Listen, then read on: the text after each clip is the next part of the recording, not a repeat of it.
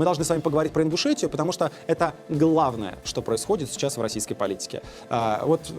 Многим кажется, что это не так, потому что это какая-то фигня, но она же далеко от Москвы, а все значимое, оно же только в Москве происходит. Нет, главное сейчас происходит в Республике Ингушетия, потому что там уже не просто противостояние между народом, на самом деле, всем народам, там в крохотной республике, там все население Ингушетии, 500 тысяч человек, митинги по 10 тысяч человек происходят, а там уже противостояние внутри полицейских сил. Значит, еще раз давайте вспомним, что там происходит. Там массовые протесты против того, чтобы часть Ингушетии была передана Чечне, конкретно Рамзану Кадырову. Все понимают, что там есть какой-то финансовый интерес, видимо, нефтяной, и никто не понимает, а почему это у них отняли землю, отдали, не продали, не обменяли, не дали какие-то льготы людям, а просто забрали, и Евкуров, глава Ингушетии, просто заключил договор с Кадыровым, мы просто отрезали кусок, отдали. Ну и все должны с этим смириться. И там происходят массовые протесты, и они уже имеют требования свои чисто оппозиционно-демократические. Честных выборов, прямого голосования, отставки правительства, отставки Евкурова. Ну, то есть это абсолютно нормальный оппозиционный демократический митинг под абсолютно справедливыми требованиями, которые поддерживает вся республика. И то, что происходит в Ингушетии прямо сейчас, это калька на самом деле с того, что происходило в Москве в 2011-2012 году. Я в прошлой программе сказал, говорю, а что-то там не происходит в Ингушетии. Того же самого, вот оно начало происходить. И совершенно классический обман, который иллюстрирует нам еще раз, что ни одному слову этой власти нельзя верить, особенно когда дело касается митингов и всего остального. В прошлый раз я показывал вам видео, не буду повторять, как там люди скидаются в полицейских стульями и так далее, а полиция ничего не смогла сделать, и людям сказали, ну, ребят, все отлично, вы такие молодцы, давайте вы сейчас разойдетесь, а 5 числа уже без конфликтов и без всего, 5 апреля, мы разрешим вам провести новый большой митинг прямо вот, ну, прямо очень хорошо договоримся, никакая полиция никого не будет утеснять. Согласны? Ну, давайте, как там, по-братски. Ну, там, типа, слово даю свое, мужское, братское и так далее. Убедили и, естественно, обманули. Потому что как только люди ушли, сразу местная власть сказала, опа, власть Ингушетии не согласовывает. Извини, брат, не можем согласовать. Вот ты ушел уже, да, все мы не можем согласовать. Это, во-первых, они не согласовали. И теперь все те, кто придут на этот митинг 5 апреля, они, значит, окажутся какими-то нарушителями. Это первое. А второе, как только люди ушли с площади, сразу по всей Ингушетии поехали, как они это называют сейчас, Уралы без номеров. То есть полицейские, чаще всего без каких-то опознавательных знаков, они посещают квартиры организаторов этих митингов, проводят у них обыски в своеобразной, естественно, манере, и этих людей задерживают, арестовывают. Давайте просто посмотрим, как выглядит такой обыск. Ну, действительно, скорее похоже на военную операцию.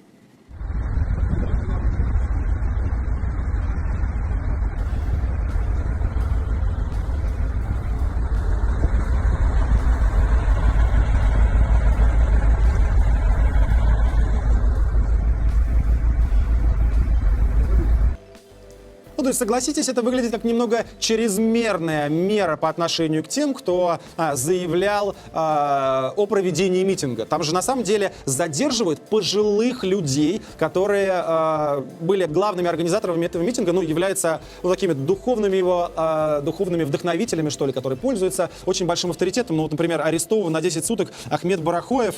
Ну, давайте посмотрим. Вот он просто на этом митинге, я поискал его видео с митинга, так он там призывает не совершать никаких противоправных действий. Значит, ингушский старейшина, 31 секунда. Вот что он делает, за что его арестовали?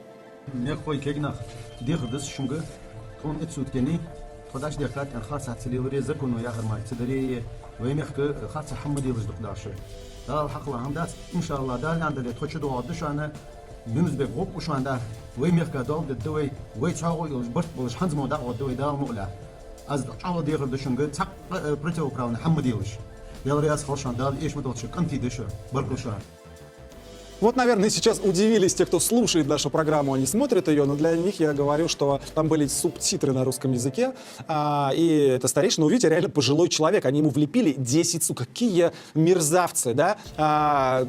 Ну, потом же это же Кавказ все-таки, там, да прям подчеркнуто всегда носится с этим уважением к старшим, оно возведено в абсолютнейший культ, и это действительно замечательная такая кавказская традиция. Тем не менее, эта власть, Евкуров испугались настолько, что они сейчас этих пожилых людей ловят, сажают на 10 суток. Ну, собственно говоря, митинг, сейчас все говорят, ну, они же кидались там стульями в полицейских.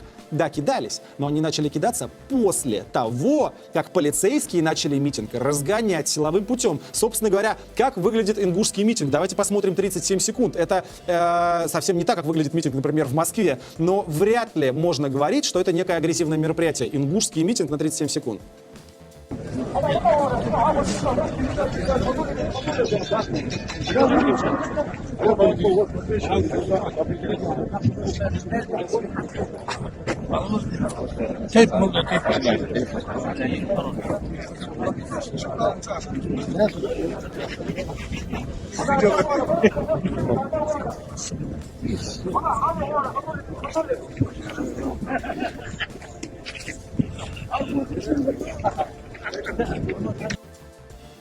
Что это такое? Экстремисты, штурмующие здание правительства? Ваххабиты, готовые взорвать там что-то? Да нет, ну сидят там какие-то дедульки приличного вида, разговаривают между собой, пришли, поставили стульчик культурно. Мне очень нравится этот митинг. Люди говорят: Евкуров, ты действуешь неправильно, ты отдал нашу территорию, приди, пожалуйста, объясни нам, почему это произошло, отмени все свои решения. Ну, мы жители этой страны, прожили много лет в этом регионе, они пришли со стульчиками, поставили его и сидят и ждут. Их нужно разогнать. И Евкуров, оправдывая свои действия по арестам этих людей, по разгону митинга, он, значит, говорит: ну а вот в Чечне вообще расстреляли бы здесь. Был бы я Рамзаном Кадыровым, я бы вообще расстрелял 10 тысяч человек, поэтому радуйтесь, то, что я не расстрелял. Если вы думаете, что я преувеличиваю, нет, сейчас я вам подскажу Евкурова на 36 секунд, там тоже будут русские субтитры, послушайте, что он говорит. Это разговор. Но в этом разговоре сам полчаса. Равна не может возможность аварии. Я вам там, кстати, знаете, если вернись о Бабе, что для Бога говорит, брат. У меня нет таких возможностей.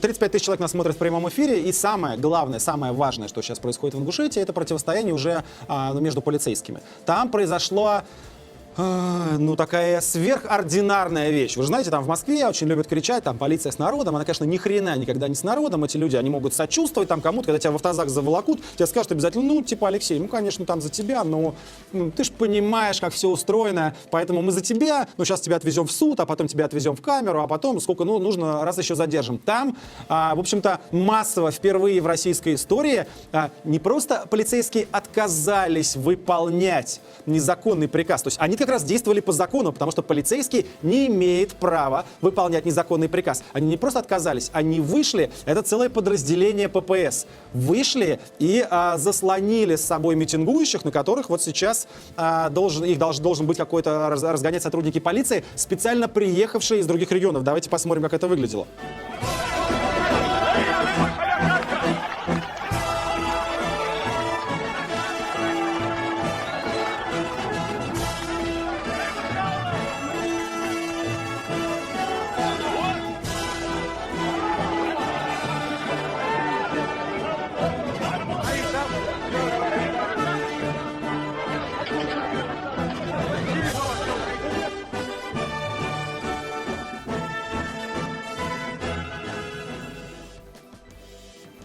Вы видите во время видео такие торжественные надписи. Это не я их, конечно, сделал. Это местные телеграм-каналы размещают и умудряются размещать эти новости, несмотря на то, что в Ингушетии вырубают интернет. Но, в общем-то, я с этими надписями вполне солидарен. И я считаю, что эти сотрудники полиции, они довольно героически выступили. Их, конечно, нужно поддержать, но они самые настоящие герои. Они просто поступили разумно. Сидят наши отцы и деды на площади на стульчиках, выдвигают вполне законные требования. Приезжает прикомандированный ОМОН из других регионов и разгоняет этих дедов. Это, прямо скажем, так быть не должно. Это незаконные действия. Местная полиция совершенно правильно выступила на этой стране. И там еще есть развитие событий. Вот эта прикомандированная Росгвардия и так далее, они приезжают. Но, конечно, наверное, многие из них сейчас смотрят меня. Я думаю, что они в Ингушетии находятся. Многие вообще смотрят, и они скажут: ну ты что, на нас, Навальный, наезжаешь? Меня из Ростова или откуда-то из Краснодара погрузили и привезли. Конечно, погрузили и привезли, да. Но не надо выполнять преступный приказ. Хорошо, а завтра погрузили тебя из Ростова, привезли, сказали: стреляй в этих дедов. Что, нужно стрелять? Скажи: а я выполнял приказ. А потом скажут: давайте их расстреляем и съедим. или, не знаю, здесь всех изнасилуем, или убьем, тоже нужно выполнять этот приказ. Для чего нужно выполнять этот приказ? Для того, чтобы Кадыров и Евкуров заработали еще больше денег? Да нет, не нужно. Поэтому не нужно исполнять преступные приказы. Понятно, что, страшно, как ты его не исполнишь. Но вот эти же полицейские ингушские отказались это делать. Рапорт, который ходит по интернету, я посмотрел его в разных местах. И несмотря на то, что МВД по Ингушетии заявило, что, значит, это все не соответствует действительности, я поговорил с разными людьми, там посмотрел на специальных пабликах, я абсолютно убежден в его реальности. Давайте посмотрим этот рапорт. Там написана такая вещь, что один из местных полицейских пишет рапорт своему начальнику и говорит, что я отказался выполнять ваш приказ по размещению прикомандированных сотрудников, потому что не хочу размещать собак. Это, знаете ли, то есть, это не массово происходит, конечно, в Ингушетии, они же все равно там разместили всех, а этих уволили, но, тем не менее, сотрудники полиции, прямо скажем так, неодобрительно, как минимум, отзывают о своих коллегах, которые приезжают в другом регионе, и я думаю, что, конечно, приехавшим оттуда из Ростова, Краснодара, я не знаю, Москвы, откуда там из Утамон, довольно неприятно, что их коллеги из Ингушетии называют их там собаками, потому что те просто выполняют приказ, но это вообще повод задуматься всем сотрудникам правоохранительных органов, нахрена они там работают, для чего и чьи интересы в конце концов защищают. Но вот то, что происходит сейчас, аресты каких-то пожилых людей, старейшин, религиозных деятелей, разгоны, обещали митинг, обманули с митингом, это кому нужно? Это что, в интересах народа? Но если постоянно так пожимать плечами и говорить, мы просто выполняем приказ, так ничего хорошего у нас никогда не будет. Поэтому я полностью